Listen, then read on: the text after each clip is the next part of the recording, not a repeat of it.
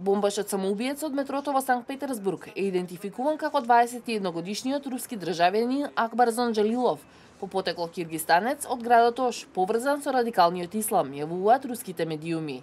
Се трага по уште 2 лица, но ниедна група не презела одговорност за нападот, кој истражителите го третираат како терористички чин.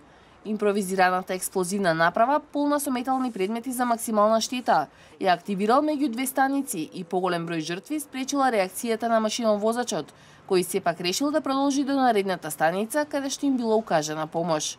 Очевидците раскажуваат за ужасот. Одекна силна експлозија заглушувачка. Седе веднаш до металната ограда. Мислам дека тоа ми го спаси животот. Сите паднаа надесно, не долу на подот, туку на седиштата. Возот почна да се распаја, се падна во мрак. Добро е што не запре, одеднаш со максимална брзина. Си велев, Боже, само да стигнеме до станицата. Почнаа да извлекуваат луѓе покриени со крв. На една жена, целото лице и носот и беа голема рана. Според болнички извори, од ранетите, најмладата жртва е 15-годишно девојче со изгореници и повреда на главата. Во Русија е прогласена 3-дневна жалост.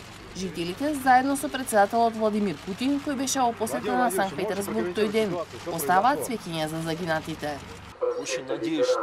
Се надевам дека ваквите настани ќе ни помогнат на сите, не само во Русија, туку и во светот, да разбереме дека мораме да останеме човечни, да ја охрабруваме човечноста во себе, да не станеме диви животни, да не се третираме така едни со други. Светските лидери го осудија нападот и изразија сочувство на Русија. Од Белата куќа соопштија дека председателот Трамп зборувал со неговиот руски колега Путин по телефон и му изразил целосна поддршка.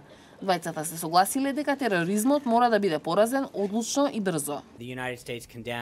Соединетите американски држави го осудуваат овој ужасен напад и чин на насилство. Нашите мисли и молитви се со повредените и со рускиот народ. И му патуваме најдлабоко сочувство на најблиските на тие што загинаа или беа повредени. Германската канцеларка Ангела Меркел го опиша нападот како варварски чин, а шефицата на европската дипломатија Федерика Могерини испрати сочувство до рускиот народ.